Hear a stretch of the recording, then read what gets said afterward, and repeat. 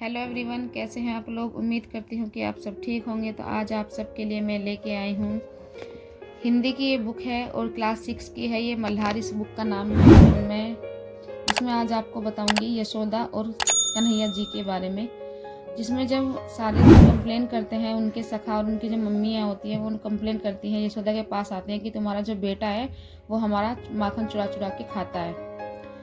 तो वो सब उनकी शिकायत लेके आती है इकट्ठा होकर के। तो यशोदा को बहुत बुरा लगता है और वो जब श्री कृष्ण वापस आते हैं तो उनसे पूछती हैं कि तुमने क्या माखन खाया है सबको चुरा चुरा के। तो यहाँ पे उसी को यहाँ पे एक दोहे के रूप में अच्छे से यहाँ पे वर्णन किया है सूरदास जी ने। तो इसी से रिलेटेड आज हम वीडियो है मेरी। तो अपनी वीडियो स्टार्ट करते हैं। अगर मेरी वीडियो पसंद आए तो मेरी वीडियो को लाइक करें, मेरे चैनल को सब्सक्राइब करें। तो इसमें आज आप सबको मैं सिखाऊंगी कि जो जैसे कि इस तरीके का जो हमारा पद्यांश होता है उसमें संदर्भ और प्रश्न कैसे लिखते हैं। तो चलिए स्टार्ट करते हैं वीडियो। तो जैसे कि ये है, सबसे पहले इसमें आता है संदर्भ। संदर्भ में क्या होता है कि उसमें जो हमारी पाठ्य पुस्तक होती है और जो उसका राइटर होते हैं उसके बारे में बताया जाता है। जैसे कि आप इस तरीके से लिख सकते हो कि प्रस्तुत, ये संदर्भ के बारे में बात कर रही हूँ मैं, प्रस्तुत पद्यांश हमारी हिंदी की पाठ्य पुस्तक। हिंदी की पाठ्य पुस्तक कोई से भी हो सकती है, कुछ भी उनका नाम हो सकता है। प्रस्तुत पद्यांश हमारी हिंदी की पाठ्य पुस्तक, जो भी आप नाम लिख रहे हो, मैं यहाँ पे मल्हार नाम ले रही हूँ क्योंकि मेरी पुस्तक का नाम मल्हार है। मल्हार के सूरदास के पद नामक पाठ से लिया गया है और इसके जो रचयिता हैं वो हैं सूरदास जी। तो संदर्भ जो है इस तरीके से लिखते हैं, उसमें राइटर का नाम और जो हमारी पाठ्य पुस्तक है और जो हमारा चैप्टर का नाम है उसके बारे में बताया जाता है। उसके बाद आता है प्रसंग। प्रसंग मतलब जो हम पढ़ा रहे हैं उसके बारे में थोड़ा यहाँ शॉर्ट फॉर्म में लिख दिया जाता है। जैसे कि इस तरीके से लिखेंगे प्रसंग। प्रस्तुत पद्यांश में श्री कृष्ण अपनी मैया यशोदा से भगवान माखन ना खाने के बारे में अलग अलग यहाँ पे बहाने मार रहे हैं। तो यहाँ पे इसे अच्छी तरीके से समझाया गया है। तो यहाँ पे जो है श्री कृष्ण जो है अपनी मैया से यहाँ पे माखन ना खाने का अलग अलग नाटक कर रहे हैं और उनको अलग अलग नाटक करके बता रहे हैं। तो चलिए स्टार्ट करते हैं वीडियो। मैया मैं नहीं माखन खायो, भोर भई गई यन के पाछे, मधुबन मोही पठायो, चार पहर बंसी वट भटकइयो, सांझ परे घर आयो। तो इसमें जो है वो कहते हैं कि मैया मैंने माखन नहीं खाया है। भोर मतलब सवेरे उठते ही मैं गयन के पास यानी गाय चराने चला जाता हूँ, बकरी चराने चला जाता हूँ। मधुबन मतलब एक जहाँ पे वो वन होता है, जहाँ पे वो गाय को चराने जाते हैं उसको, यानी कि मैंने माखन नहीं खाया है। सवेरे होते ही मुझे आप गैया चराने के लिए मधुबन में भेज देती हो और चारों पहर यानी कि पूरे दिन, चारों पहर मतलब पूरे दिन मैं वहाँ पे भटकता रहता हूँ, बंसी बजाता रहता हूँ। बंसी वट यानी कि बंसी बजाया कर जाता हूँ। और सांझ परे घर आयो यानी कि सांझ के टाइम पर ही घर पे आता हूँ। तो वो ऐसे ऐसे बहाने मार रहे हैं। फिर मैया क्या कहती है, नहीं मैया नहीं कह रही, यहाँ पे कन्हैया ही फिर बोल रहे हैं, मैं बालक बहियन को छोटो, मैं बालक बहियन को छोटो, छी को कही विधि पायो, ग्वाल बाल सब बैर परे है, बरस बस मुझे लपटायो, मैया मैं नहीं माखन खायो।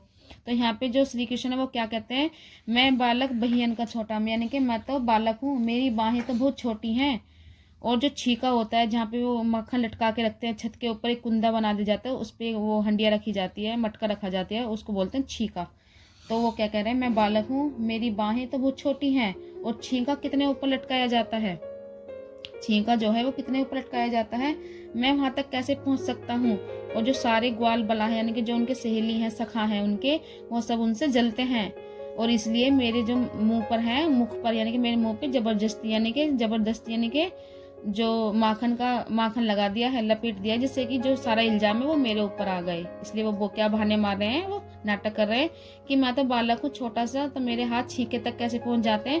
और जो सारे सखे हैं मेरे, वो मेरे से बैर रखते हैं और इसलिए उन्होंने जबरदस्ती मेरे मुंह पर माखन लगा दिया है। फिर क्या कहते हैं श्री कन्हैया यशोदा माता से, तू माता मन की अति भोरी, तू माता मन की अति भोरी, इनके काहे पतियायो, जिय तेरे कुछ भेद उपजी है, जानी परायो, जायो मैं नहीं माखन खायो। फिर क्या कहते हैं वो एक यहाँ पे फिर अलग बहाना मार रहे हैं कि हे मैया, हे मैया मेरी माता, तू मन की बहुत भोली है। हे माता तुम बहुत मन की भोली हो और तुम इनके कहने पे आ जाती हो। जो मेरे सखा होते हैं, जो उनकी माताएं होती हैं, तुम उनके कहने पे आ जाती हो। या जिया यानी कि जिया तेरी, या फिर तेरे मन में कुछ और चल रहा है, यानी कि तेरे मन में कुछ भाव आ गया है, भेदभाव आ गया है तेरे मन में। तो यानी कि भेदभाव क्यों है? क्योंकि तुझे पता लग गया है कि मैं तुम्हारा बच्चा नहीं हूँ, इसलिए तुम मेरे साथ भेदभाव कर रही हो, इसलिए तुम मेरे साथ भेदभाव कर रही हो। ये वहाँ पे उनको वो बोल देते हैं। अब क्या बोलते हैं फिर कन्हैया जी, ये लो अपनी लटकी कमरिया, ये लो अपनी लकुटी कमरिया, बहुत ही नाच नचायो, सूरदास तब बसी जसोदा, उर ले उर कंठ लगायो। और क्या बोलते हैं कन्हैया जी कि ये लो अपनी लटकी कमरिया, लटकी यानी कि एक लठ यानी कि लाठी लो अपनी, और ये लो अपनी कमरिया, कमरिया एक यानी कि कपड़ा होता है जो कमर पे रखते थे, ये लो अपनी लाठी और कमरिया, तुमने तो मुझे बहुत नाचना चाहिए। मतलब यहाँ पे एक मुहावरा आ रहा है नाचना चाहिए, यानी कि तुमने मुझे बहुत परेशान कर दिया है और मैं अब तुम्हारा कुछ भी काम नहीं करूँगा। ये लो अपने सारे दो सामान दे देता है और तुमने मुझे बहुत परेशान कर दिया, अब मैं तुम्हारा कुछ भी काम नहीं करूँगा। जब जो है सूरदास तब हंसी यशोदा, सूरदास जी कहते हैं कि जब उसके बाद यशोदा हंस देती हैं, हंस इसलिए देती हैं क्योंकि वो छोटा सा बच्चा और कितने कितने नए नए जतन कर रहा है, इतनी बड़ी बड़ी बातें बोल रहा है वो। तो यशोदा जो है हंस करके उरे कंठ उल्ले ले उर कंठ लगाए और उसे अपने सीने से लगा लेती हैं और उससे बहुत प्यार से उसको गले से लगा देती हैं। और यहाँ पे इसी का वर्णन किया गया है। तो ये था एक प्रस्तुत प्रघांस जो बहुत ही फेमस है, आपने सुना भी होगा ये। तो ये था इसका अर्थ। उम्मीद करती हूँ कि आपको मेरी वीडियो पसंद आई होगी। अगर मेरी वीडियो पसंद आई है तो मेरी वीडियो को लाइक करें, मेरे चैनल को सब्सक्राइब करें। Thank you.